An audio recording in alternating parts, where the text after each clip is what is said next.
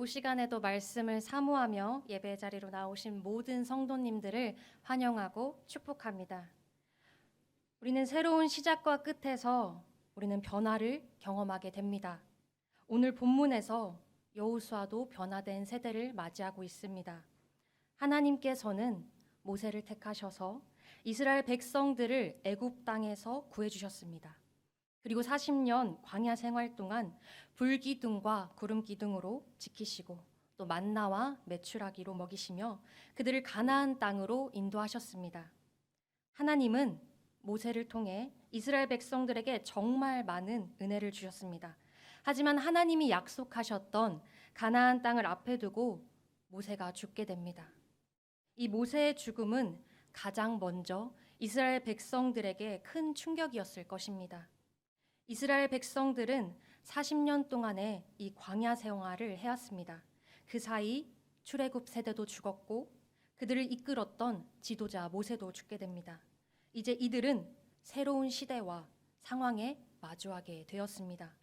그리고 그 중심에는 여호수아가 있습니다. 모세가 죽은 후 이 모세의 수종자였던 여호수아가 모세의 뒤를 이어 이스라엘의 지도자로 서게 됩니다. 하지만 이 여호수아는 두려워합니다. 자신이 정말 의지하고 그에게 든든한 기둥이 되어 주었던 모세의 부재가 참으로 두려웠을 것입니다.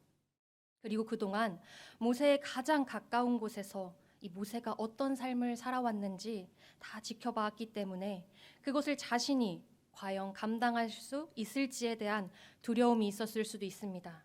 그리고 가나안 땅으로 들어가는 과정에 전쟁을 치러야 한다는 것에 대한 두려움도 있었을 것입니다. 이전에 군대 전투는 있었지만 국가 간의 전쟁은 처음이었기 때문에 이 모든 것을 앞두고 여호수아는 두려워했습니다. 이렇게 두려워하는 여호수아는 과연 믿음이 없던 사람이었을까요? 아닙니다. 이스라엘과 아말렉 전투에서 모세의 팔을 통해 승패가 결정되는 하나님의 역사도 목격했고 가나안 땅에 정탐꾼으로 갔을 때 10명이 다 악평했지만 끝까지 그 땅을 차지할 수 있다 말했던 사람이 바로 여호수아입니다. 하지만 그런 그가 두려워하고 있습니다. 오늘 말씀에서 두려워하는 여호수아에게 하나님은 강하고 담대하라 말씀하십니다. 오늘 본문에서 이 말씀이 6절, 7절, 또 9절에서 반복되어 기록되었다는 것은 여호수아가 얼마나 큰 부담감과 두려움에 놓였는지 우리는 알 수 있습니다. 두려움은 망설이게 만들고 또 전진하지 못하게 만듭니다. 그러나 하나님께서는 그런 여호수아를 강하고 담대하게 하시겠다고 말씀하십니다. 첫 번째로 하나님께서는 약속의 땅을 주겠다고 말씀하십니다. 6절을 함께 읽겠습니다. 시작. 강하고 담대하라. 너는 내가 그들의 조상에게 맹세하여 그들에게 주리라 한 땅을 이 백성에게 차지하게 하리라. 아멘. 여호수아가 앞으로 해야 할 일, 곧 이스라엘 백성들을 가나안 땅으로 들어가게 하는 것이 여호수아에게 주어진 사명입니다. 하나님은 여호수아에게 이 사명을 주시면서 강하고 담대하라 말씀하십니다. 여호수아는 이 가나안 땅에 대해 누구보다 잘 알고 있었습니다. 민수기 13장에서는 모세는 12명의 정탐꾼들을 보내서 40일 동안 가나안 땅을 살펴보게 했습니다. 그때 12정탐꾼 중 한 명이 바로 이 여호수아였습니다. 그들이 가서 본 가나안 땅은 비어있는 땅이 아니라 쉽게 쟁취할 수 있는 땅이 아니라 아낙 자손인 거인들이 살고 있는 땅이었습니다. 다녀온 12정탐꾼들 중 여호수아와 갈렙을 제외한 10명은 이렇게 그 땅을 악평합니다. 우리는 능히 올라가서 그 백성을 치지 못하리라. 그들은 우리보다 강하니라. 정탐한 땅은 그 거주민을 삼키는 땅이요. 거기서 본 모든 백성은 신장이 장대한 자들이며 우리는 스스로 보기도 메뚜기 같으니 그들이 보기에도 그와 같았을 것이니라. 그곳에 살고 있는 사람들의 모습을 보고 자신들을 메뚜기에 비교하며 절대 들어갈 수 없는 땅이라 악평했습니다. 그리고 이 소식을 들은 이스라엘 백성들은 모세에게 원망하기 시작합니다. 그들은 밤새도록 통곡하며 애굽 땅에서 죽었거나 이 광야에서 죽었으면 좋았을 것이라고 울부짖습니다. 이제 여호수아는 그 땅으로 이스라엘 백성들을 이끌고 가야 합니다. 그들보다 기골이 장대하고 거대한 자들과 싸워서 땅을 차지해야 합니다. 그리고 그 땅에 대해 겁먹고 통곡하며 원망하는, 또 불평하던 이스라엘 백성과 함께 싸워서 그 땅을 차지해야 합니다. 이런 현실 속에서 여호수아는 얼마나 큰 두려움을 느꼈을까요? 그래서 하나님은 이런 여호수아에게 강하고 담대하라고 말씀하십니다. 그리고 그 땅을 백성들이 차지하게 될 것이라 약속해 주십니다. 본문 이전의 5절에서 하나님은 여호수아에게 내 평생에 너를 능히 대적할 자가 없으리니 말씀하십니다. 이것은 여호수아의 일생 동안 아무도 여호수아를 대항할 사람이 없을 것이라는 하나님의 약속인 것입니다. 또 이전 3절에서는 내가 모세에게 말한 바와 같이 너희 발바닥으로 밟는 곳은 모두 내가 너희에게 주었노니 라고 하나님께서 말씀하십니다. 이것을 영어 성경으로 보면 현재 완료 시제를 쓰고 있고 또 원어에서도 현재 완료형으로 사용하고 있습니다. 하나님은 그 땅을 주신다고 약속하셨지만 사실 그 약속은 하나님으로부터 이미 이루어진 약속인 것입니다. 하나님은 시간에 갇혀 있지 않으십니다. 과거와 현재, 미래까지도 모든 것을 주관하시는 분입니다. 하나님은 이미 그 땅을 이스라엘 백성들에게 주셨고 백성들을 그곳으로 이끌어가는 것은 여호수아가 아니라 바로 하나님이시라는 것입니다. 그렇기 때문에 여호수아가 해야 할 것은 무엇입니까? 백성들을 어떻게 이끌어갈지, 전쟁을 어떻게 치러야 할지 걱정하는 게 아니라 오직 하나님이 말씀하신 그 약속만을 믿고 가기만 하면 되는 것입니다. 이미 약속을 이루신 하나님을 믿음으로 강하고 또 담대하게 나아갈 수 있는 것입니다. 그러한 믿음이 오늘 우리 가운데 있다면 내가 하려는 힘이 아니라 하나님의 인도하심으로 우리는 어디로 가든지 나아갈 힘을 얻을 수 있을 것입니다. 두 번째로 하나님께서는 함께 하시겠다고 말씀하십니다. 9절을 함께 읽겠습니다. 시작. 내가 내게 명령한 것이 아니냐. 강하고 담대하라. 두려워하지 말며 놀라지 말라. 내가 어디로 가든지 내 하나님 여호와가 너와 함께 하느니라 하시니라. 아멘. 하나님은 여호수아에게 재차 말씀하십니다. 강하고 담대하라. 두려워하지 말며 놀라지 말라. 하나님께서는요, 넌 할 수 있다.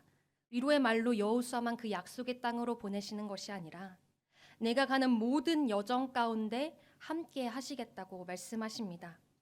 하나님이 함께 하시겠다는 이 약속이 여호수아에게는 과연 어떤 의미였을까요? 5절에서 하나님은 여호수아에게 내가 모세와 함께 있었던 것 같이 너와 함께 있을 것임이니라. 내가 너를 떠나지 아니하며 버리지 아니하리니 라고 말씀하십니다. 여호수아는 모세의 수종자였기 때문에 모세의 바로 옆에서 지켜보면서 모세와 함께 하시는 하나님에 대해 너무나도 잘 알고 있었을 것입니다. 모세가 넘지 못할 파도와도 같은 시련을 마주했을 때에도 또 백성들로부터 원망과 불평을 들으며 그 목숨의 위협을 당할 때에도 하나님께서는 언제나 모세와 함께 하셨습니다. 함께 하시는 하나님은 시편에서도 잘 나타나 있습니다. 시편 139편 8절에서는 다윗은 이렇게 고백합니다. 내가 하늘에 올라갈지라도 거기 계시며 수월에 내 자리를 펼지라도 거기 계시니이다. 하늘처럼 가장 높은 곳에서도 음부처럼 가장 낮은 곳인 우리가 느끼는 가장 극한의 상황, 마치 죽음과도 같은 그 순간에도 언제나 항상 함께 하신다는 것입니다. 그리고 이어지는 10절에서 이렇게 말합니다. 거기서도 주의 손이 나를 인도하시며 주의 오른손이 나를 붙드시리이다. 하나님이 함께 하신다는 것은 말로만 함께 하신다는 것이 아닙니다. 마치 누군가를 손으로 꽉 붙드는 것처럼 실제로 그 삶을 붙들고 계신다는 것입니다. 하나님께서는 인도해 주십니다. 아브라함처럼, 모세처럼 인도하시고 그 삶을 끝까지 지켜주십니다. 이것은 모세나 여호수아에게만 해주신 약속이 아닙니다. 우리에게도 약속해 주신 말씀입니다. 예수님께서는 이 땅에 오셔서 제자들에게 세상 끝날까지 함께 하겠다 약속하셨습니다. 그리고 하나님 나라를 소망하며 살아가는 우리가 이 말씀을 약속받은 사람들인 것입니다. 하나님께서 함께 하시겠다는 그 약속은 예수님을 통해 우리에게 더 확실히 다가옵니다. 예수님께서는 이 땅에 인간의 몸으로 오셔서 사셨던 공생의 기간 동안 고통과 아픔과 절망뿐만 아니라 죽음까지도 겪으셨습니다. 그렇기 때문에 하나님께서는 우리가 겪는 그 모든 순간들을 함께 하시는 것뿐만 아니라 공감하고 계십니다. 왜냐하면 예수 그리스도께서 이미 그 자리를 살아내셨기 때문입니다. 이스라엘을 이끌던 지도자 모세도 죽고 출애굽 세대의 사람들도 죽었습니다. 그리고 새로운 세대와 함께 새로운 지도자가 세워지고 모든 것이 바뀌었습니다. 하지만 그럼에도 바뀌지 않는 것은 바로 하나님이 함께 하고 계시다는 것입니다. 환경과 사람은 절대로 영원하지 않습니다. 끊임없이 변화하고 언젠가는 우리 곁을 떠나는 순간이 오게 됩니다. 하지만 하나님은 언제나 우리와 함께 하십니다. 우리와 함께 하셔서 보호해 주시고 어려움을 이겨낼 지혜와 능력을 더해 주십니다. 우리가 이것을 믿음으로 나아가는 모든 성도님들 되시기를 간절히 소망합니다. 마지막으로 하나님께서는 형통하게 될 것이라 말씀하십니다. 7절과 8절을 함께 읽겠습니다. 강하고 극히 담대하여 나의 종 모세가 내게 명령한 그 율법을 다 지켜 행하고 우로나 좌로나 치우치지 말라. 그리하면 어디로 가든지 형통하리니 이 율법책을 내 입에서 떠나지 말게 하여 주야로 그것을 묵상하여 그 안에 기록된 대로 다 지켜 행하라. 그리하면 내 길이 평탄하게 될 것이며 내가 형통하리라. 아멘. 이스라엘의 최고의 리더였던 이 모세의 뒤를 이어 이스라엘을 이끌어야 했던 여호수아는 많은 중압감과 두려움으로 두려워하고 있었습니다. 하나님은 두려워하고 있는 여호수아에게 두려워 말라 용기를 주시고 형통한 삶을 약속하십니다. 그렇다면 우리가 생각하는 그 형통한 삶이란 과연 무엇일까요? 성공해서 잘 먹고 잘 사는, 흔히 말해서 인생이 잘 풀리는 삶을 말하는 것일까요? 물론 성공하는 것도 형통이라 할 수 있지만 단순한 성공만을 뜻하지는 않습니다. 창세기 39장에서 요셉은 억울한 누명을 쓰고 감옥에 수감되었지만 하나님께서는 요셉에게 형통한 자라고 하셨습니다. 형통이란 세상적인 기준대로 탄탄대로를 걷는 삶이 아니라 하나님과 동행하는 삶이 바로 형통한 삶인 것입니다. 요셉의 현실은 억울한 누명을 쓰고 감옥에 갇혀 있는 상황이지만 하나님께서는 그 요셉에게 주어진 현실과 상황 속에서 요셉이 걸어갈 길을 만들어 주십니다. 지금 여호수아도 요셉처럼 좋은 상황이나 현실을 마주하고 있지 않습니다. 자신에게 가장 큰 보호자였던 아버지와도 같았던 모세가 없습니다. 모세의 부재 속에서 이스라엘 백성들을 이끌고 가야 하는 두려움이 가득한 상황에 놓여 있습니다. 하나님은 그런 여호수아에게 형통을 약속하시며 말씀을 항상 묵상하고 다 지켜 행하라고 말씀하십니다. 하나님은 여호수아에게 왜 말씀을 강조하셨을까요? 정말 이 말씀을 다 지켜 행할 수 있는 것이 가능하다고 생각하셨을까요? 하나님은요, 여호수아가 상황을 보는 두려움에서 하나님을 보는 믿음으로 초점이 바뀌길 원하셨습니다. 여호수아가 두려워하는 이유가 무엇이었을까요? 여호수아가 두려워한 이유는 전쟁에서 이기기 위한 조건으로 자신의 능력이나 또 백성들의 군사력을 보았기 때문입니다. 하나님께서는 이러한 두려움으로 이리저리로 흔들리고 있는 여호수아에게 말씀을 주야로 묵상하고 율법을 다 지켜 행하라 말씀하십니다. 여기서 묵상이라는 것은 가만히 눈을 감고 마음속으로 깊이 생각하는 것이 아니라 계속해서 입술로 읊조리는 것을 말합니다.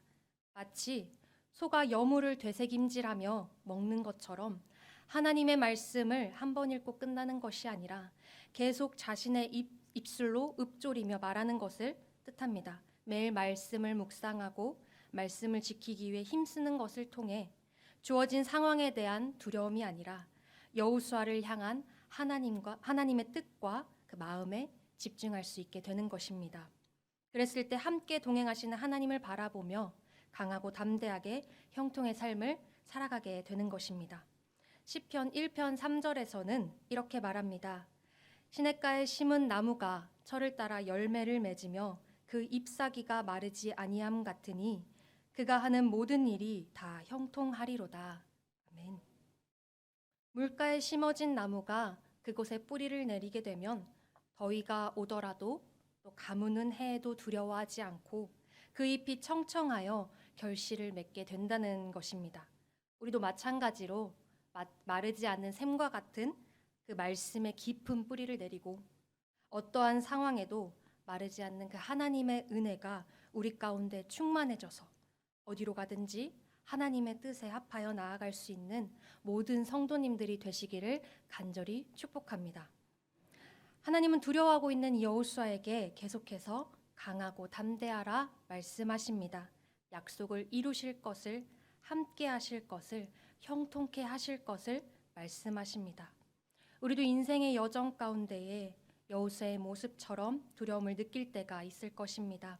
우리가 두려움을 느끼는 것은 어쩔 수 없는 인간의 한계이고 또 연약한 모습입니다. 새로운 현실에 마주할 때 또 내가 한계라고 생각하는 것 이상의 능력이 요구될 때 의심하게 됩니다. 하지만 하나님은 우리의 두려워하는 모습, 나의 연약한 모습 있는 그대로를 사랑해주고 또 인정해 주십니다. 그리고 우리를 형통의 길로 인도해 가십니다. 제가 하루는 서점에 가서 책들을 보고 있는데 제 눈에 딱 띄는 책 제목이 하나 있었습니다. 그 책은 바로 나태주 시인의 너무 잘하려고 애쓰지 마라 라는 시집이었습니다. 저는 시에 대한 관심도 없었고요. 또 시집을 읽어본 적도 또 사본 적도 없었는데 아마도 그 제목을 보고 제 마음에 이끌림이 있었던 것은 그 당시 제가 좀 힘든 상황에 있었던 것 같습니다. 그렇게 책 제목에 이끌려 시집을 사서 시들을 하나하나 읽는데 제 마음에 와닿았던 시가 하나 있었습니다. 그것은 그늘 아래라는 시였는데 내용은 이렇습니다. 아이 혼자 놀고 있다. 유치원 가방 등에 메고 나무 그늘 아래 혼자 놀고 있다. 폴짝폴짝 뛰기도 하고 빙글빙글 돌기도 하고 저러면 안 되는데 아이 혼자 놀면 안 되는데 그러면 그렇겠지. 저만큼 벤치 위에 아이를 바라보며 젊은 여자 하나 앉아 있다. 아이는 처음부터 나무 그늘 아래 노는 게 아니라 엄마의 그늘 아래 노는 거였다. 우리는 때로 착각할 때가 있습니다. 나무 그늘 아래 나 혼자의 열심만이 있다고 착각할 때가 있습니다. 하지만 모든 순간 함께 하시며 그 길을 이끌어 가시는 하나님의 열심이 언제나 우리와 함께 하고 계십니다. 이 사실을 우리가 매 순간 깨닫기를 소망합니다. 나와 함께 동행하시는 그 하나님의 은혜로 두려움이나 의심이 아닌 강하고 담대한 믿음으로 그 약속 위에 서서 우리는 나아갈 수 있어야 합니다. 언제나 우리를 향한 하나님의 음성에 귀 기울이고 하나님의 말씀에 순종하며 나아가는 모든 성도님들의 삶의 여정들이 되시길 간절히 소망합니다. 기도하시겠습니다. 하나님, 우리의 연약함을 아시고 그 연약함을 돌보시는 주님, 주님의 은혜와 사랑에 감사합니다. 때로 우리에게 주어진 상황을 보며 그 은혜를 잊고 살아가는 순간들을 용서하여 주시옵소서. 오늘 이 말씀을 붙들며 우리가 매 순간 함께 하시는 하나님만을 바라보며 나아가기를 소망합니다. 우리가 언제나 말씀 위에 바로 서서 하나님과 함께 동행하며 형통한 삶을 살아가는 모든 염청 가족이 될 수 있도록 인도하여 주시옵소서. 사랑이 많으신 예수님의 이름으로 기도합니다. 아멘.